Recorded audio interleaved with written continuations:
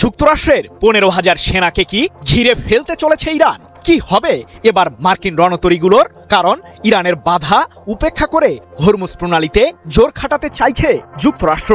এজন্য হাজার হাজার সেনা সহ অত্যাধুনিক সমরাস্ত্র নিয়ে ওই অঞ্চলটিতে উত্তাপ ছড়ানোর পায়তারা করছে মার্কিন কেন্দ্রীয় কমান্ড।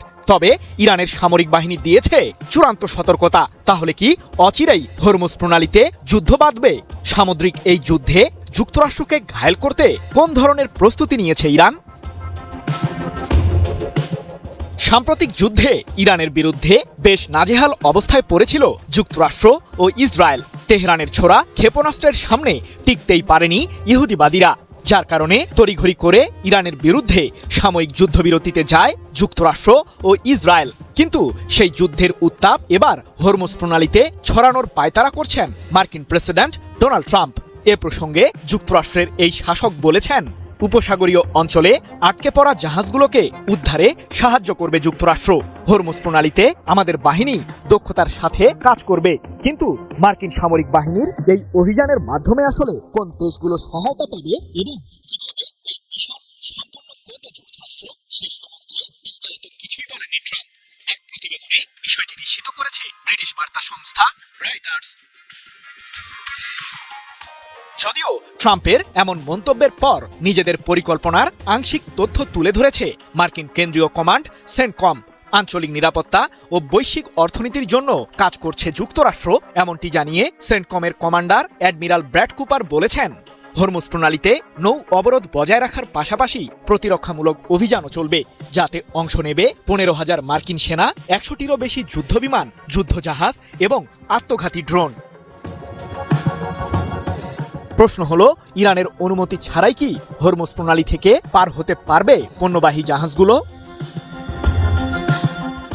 ইরানের বিরুদ্ধে যুক্তরাষ্ট্র ইসরায়েলের সাম্প্রতিক যুদ্ধের মাঝেই বন্ধ হয়ে যায় হরমুজ প্রণালী, যার কারণে বিশ্বের 20% জ্বালানি পরিবহনে জড়িত এই সামুদ্রিক রুটটি ব্যবহার করে বাণিজ্যিক কাজ সারতে পারছে না বিভিন্ন দেশ।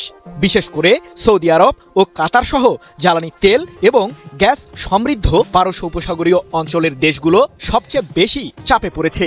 এমন বাস্তবতায় হরমুজ প্রণালীকে ঘিরে ট্রাম্পের ষড়যন্ত্রমূলক পরিকল্পনার পর কঠোর বার্তা দিয়েছে ইরানের খাতাম আল আম্বিয়া কেন্দ্রীয় সদর দপ্তরের commander major general Ali Abdullahi.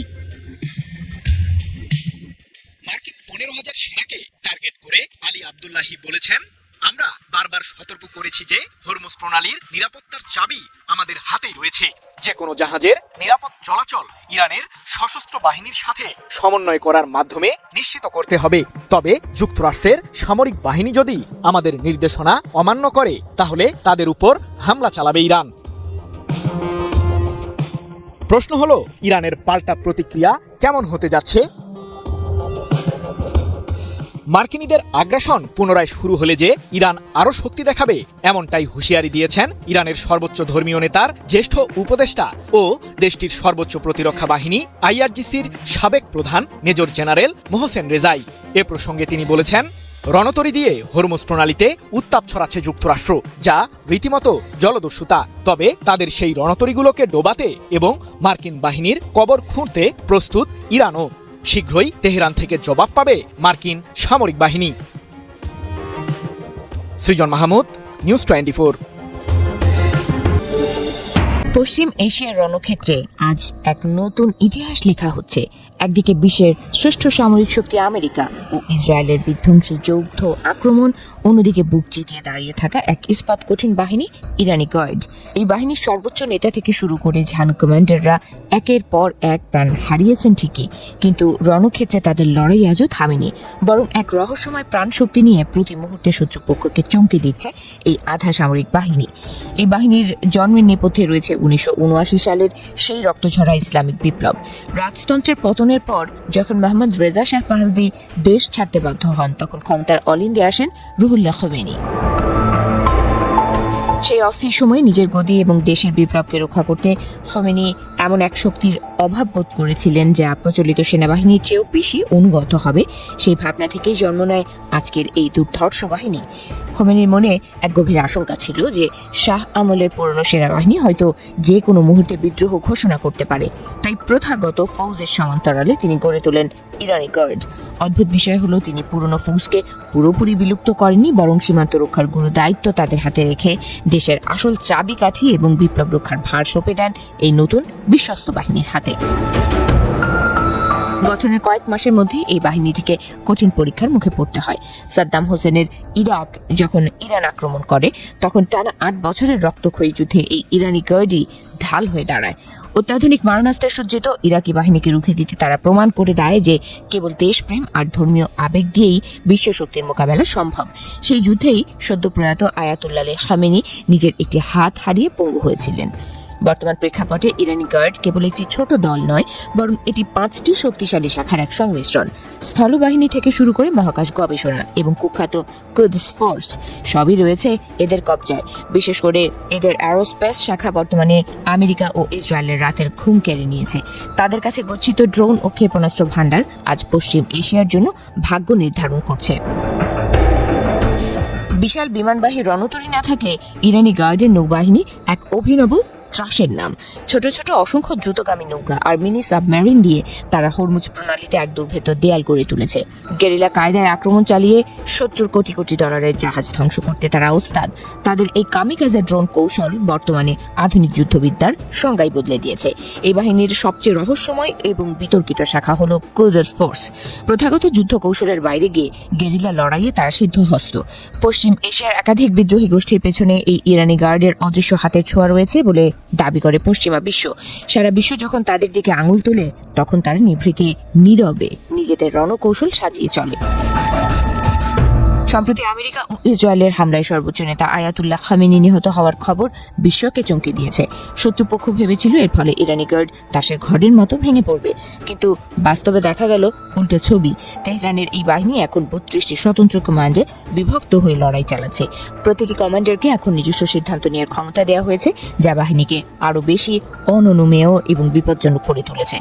আজ যখন ডোনাল্ড ট্রাম্পের প্রশাসন যুদ্ধবিরতির কথা ভাবছে, তখন পাকিস্তান মধ্যস্থতা করতে এগিয়ে আসছে, তখন সবার নজর ওই ইরানি গার্ডের দিকেই। তাদের সম্মতি ছাড়া এই ভূখণ্ডে শান্তি ফেরা অসম্ভব।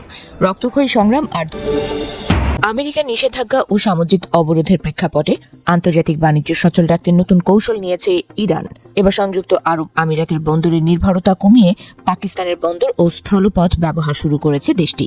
এর ফলে দক্ষিণ এশিয়ায় নতুন একটি বাণিজ্য করিডোরের সূচনা হয়েছে বলে মনে করছেন বিশ্লেষকরা।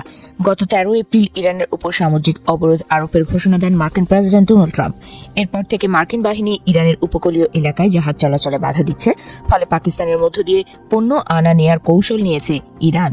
এর মাধ্যমে পারস্য উপসাগরে আমেরিকার নিষেধাজ্ঞা সত্ত্বেও খুব অনায়াসে পাকিস্তানের মধ্য দিয়ে পণ্য বাণিজ্য করতে পারবে তেহরান। সম্প্রতি transit of goods through territory of Pakistan order 2026 জারি করেছে পাকিস্তান সরকার। এর মাধ্যমে পাকিস্তানের ভূখণ্ড ও বন্দর ব্যবহার করে ইরানে পণ্য পরিবহনের অনুমোদন দেওয়া হয়।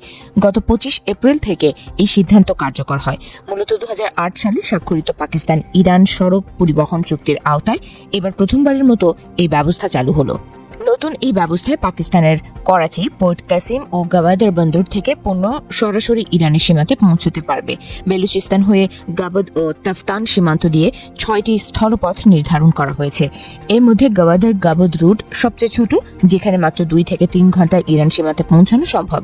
এতে পরিবহন খরচ প্রায় 45 থেকে 55% পর্যন্ত কমে আসতে পারে। পাকিস্তানের ভেতর দিয়ে পণ্য পরিবহনের এই উদ্যোগ ইরানের জন্য বেশ গুরুত্বপূর্ণ, কারণ এতদিন ইরান বাণিজ্যের জন্য আমিরাতের জেবেল আলী বন্দরের উপর নির্ভর করত। তবে পাকিস্তানের নতুন করিডোর চালুর ফলে সেই নির্ভরতা কমবে এবং বিকল্প বাণিজ্য পথ তৈরি হবে। পাকিস্তানের বন্দরগুলো এই ব্যবস্থায় গুরুত্বপূর্ণ ভূমিকা রাখতে পারবে। করাচি ও পোর্ট কাসিম মিলিয়ে বছরে প্রায় 42 মিলিয়ন টন পণ্য পরিবহন করা হয়। এছাড়া এই 2 বন্দরে অতিরিক্ত পণ্য সামলানোর সক্ষমতাও রয়েছে। অন্যদিকে গাওয়াদার বন্দর ভৌগোলিকভাবে ইরানের খুব কাছাকাছি। বিষয়টি এই করিডোরকে আরো কার্যকর করে তুলেছে। বিশ্লেষকদের মতে আমেরিকার সঙ্গে উত্তেজনার মধ্যে পাকিস্তানের মধ্য দিয়ে এই করিডর ইরানের জন্য বড় আঞ্চলিক বাণিজ্য সংযোগে পরিণত হতে পারে। বিশেষ করে চীন পাকিস্তান অর্থনৈতিক করিডর এবং বেল্ট অ্যান্ড রোড উদ্যোগের সঙ্গে যুক্ত হয়ে এটি দক্ষিণ এশিয়া ও ইউরেশিয়ার মধ্যে গুরুত্বপূর্ণ সংযোগ স্থাপন করতে পারে। বিশেষজ্ঞরা বলছেন পাকিস্তান করিডর ব্যবহারের মাধ্যমে ইরান নতুন বাণিজ্য পথ তৈরি করে আন্তর্জাতিক চাপ মোকাবেলার চেষ্টা করছে। এতে আঞ্চলিক রাজনীতি ও অর্থনীতিতে নতুন সমীকরণ তৈরি হতে পারে বলে মনে করছেন সংশ্লিষ্টরা।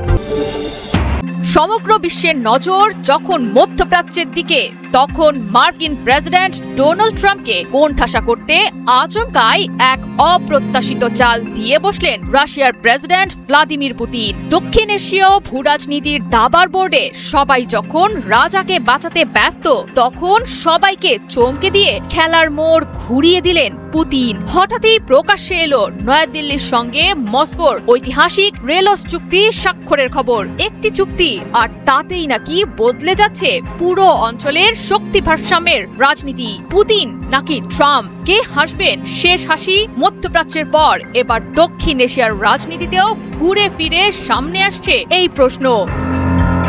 প্রায় এক দশকের আলোচনার পর reciprocal exchange of logistic support, সংক্ষেপে রেলস নামক সামরিক সহযোগিতা বিনিময় চুক্তিতে স্বাক্ষর করল ভারত এবং রাশিয়া। চুক্তিটির ফলে ইতিহাসে প্রথমবারের মতো দক্ষিণ এশিয়া ভূখণ্ডে পা রাখতে যাচ্ছে রাশিয়ার সেনারা। উভয় দেশের সামরিক সমঝোতার মাধ্যমে ভারতের সামরিক ঘাঁটি এবং বন্দর ব্যবহারের অনুমতি পেল রাশিয়ার সেনা, বিমান এবং যুদ্ধজাহাজগুলো।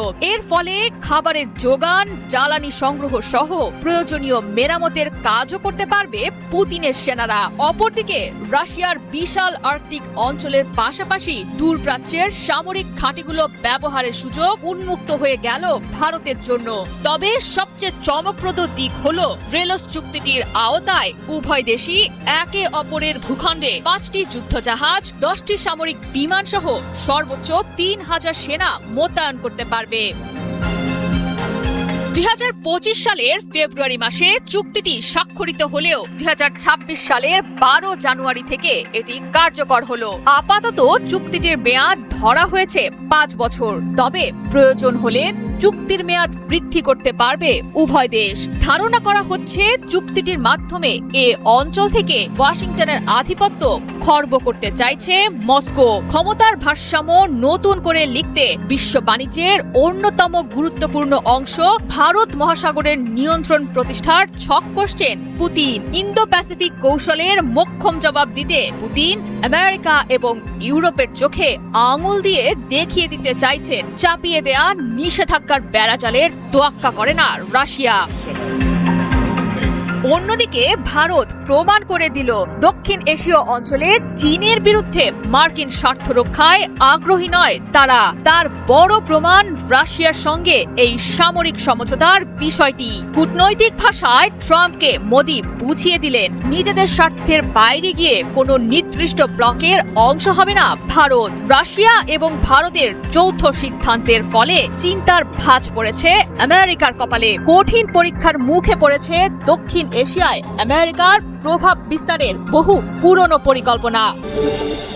ইসরায়েলের সাথে যুদ্ধের সব হিসেব নিকেশ বদলে দিচ্ছে লেবাননের ইরান সমর্থিত সশস্ত্র গোষ্ঠী। এবার যুদ্ধের ময়দানে এক নতুন সমরাস্ত্র নিয়ে এসেছে তারা, যা মাথা ঘুরিয়ে দিচ্ছে ইসরায়েলি সেনাদের। এই অস্ত্রটি মূলত তৈরি করা হয়েছে ইসরায়েলের প্রতিরক্ষা ব্যবস্থাকে মাত দেওয়ার জন্য। ফাইবার অপটিক প্রযুক্তি ব্যবহার করে পরিচালিত এই ড্রোনগুলো সহজে শনাক্ত করা যায় না এবং ইলেকট্রনিক জ্যামিংও এদের থামাতে পারে না। ফলে ইসরায়েলি লক্ষ্যবস্তুতে তাদের নির্ভুল হামলার সক্ষমতা বেড়ে গেছে কয়েক গুণ, আর এতেই মাথা নষ্ট হয়েছে ইসরায়েলি বাহিনীর। সম্প্রতি এই ড্রোনের মাধ্যমে একটি হামলার ভিডিও প্রকাশ করেছে গোষ্ঠীটি, যে ভিডিওতে ওই অস্ত্রের ঝুঁকি সম্পর্কে ধারণা পেয়ে গেছে সমগ্র বিশ্ব। মার্কিন সংবাদ মাধ্যম CNN বলছে বিস্ফোরক বহনকারী একটি কোয়াডকপ্টার ড্রোন দক্ষিণ লেবাননের বাড়ির ছাদ ঘেঁষে উঠছিল, ধ্বংসস্তূপে পরিণত ভবনের ফাঁক দিয়ে এবং কাঁচা রাস্তার ওপর দিয়ে অত্যন্ত নিখুঁতভাবে এগোচ্ছিল সেটি। ড্রোনটির অপারেটর প্রথম ব্যক্তির দৃষ্টিকোণ থেকে স্পষ্টভাবে দেখতে পাচ্ছিল লক্ষ্যবস্তু, আর সেই লক্ষ্যবস্তু হচ্ছে একটি ইসরায়েলি ট্যাঙ্ক এবং তার পাশে দাঁড়িয়ে থাকা সেনারা। ইসরায়েলের ইনস্টিটিউট ফর ন্যাশনাল সিকিউরিটি স্টাডিজের জ্যেষ্ঠ গবেষক কালিস্কি বলেন, এসব ড্রোন যোগাযোগ জ্যামিং থেকে সম্পূর্ণ সুরক্ষিত। কোনো ইলেকট্রনিক সিগনেচার না থাকায় এগুলো কোথা থেকে উৎক্ষেপণ করা হয়েছে সেটিও শনাক্ত করা প্রায় অসম্ভব। গতকাল রোববার প্রকাশিত গোষ্ঠীটির একটি ভিডিওতে দেখা যায় কয়েক কেজি ওজনের একটি কোয়াডকপ্টার ড্রোন লক্ষ্যবস্তুতে আঘাত হানছে, আর ইসরায়েলি সেনারা তা বুঝতেই পারেনি। ইসরায়েলি প্রতিরক্ষা বাহিনী আইডিএফ জানিয়েছে, এই হামলায় 19 বছর বয়সী সার্জেন্ট ইডান ফুক্স নিহত হন এবং আরও কয়েকজন সদস্যসহ আহত হন। পরে আহতদের সরাতে আসা একটি উদ্ধার হেলিকপ্টারেও হামলা চালায় সশস্ত্র গোষ্ঠীটি। আইডিএফ এখন গোয়েন্দা বিভাগের সঙ্গে কাজ করে এই ড্রোন মোকাবিলার নতুন উপায় খুঁজছে, তবে ঝুঁকি এখনও রয়ে গেছে। আইডিএফ আরও বলছে, এটি এমন এক হুমকি যার সঙ্গে আমরা এখনও মানিয়ে নেওয়ার চেষ্টা করছি। অন্যদিকে ইরান সমর্থিত লেবাননের সশস্ত্র গোষ্ঠীটি জানিয়েছে, তারা দক্ষিণ লেবাননের আল বায়াত শহরে ইসরায়েলি সেনাবাহিনীর যানবাহন ও সৈন্যদের লক্ষ্য করে দফায় দফায় ড্রোন ও রকেট হামলা চালিয়েছে।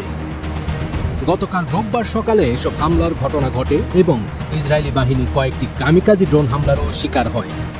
টেলিগ্রামে দেওয়া বার্তায় গোষ্ঠীটি জানায়, তারা মারজায়ন জেলার আল কান্তারা শহরেও ইসরায়েলি যানবাহন ও সৈন্যদের লক্ষ্য করে কয়েকটি রকেট হামলা চালিয়েছে। First big touch.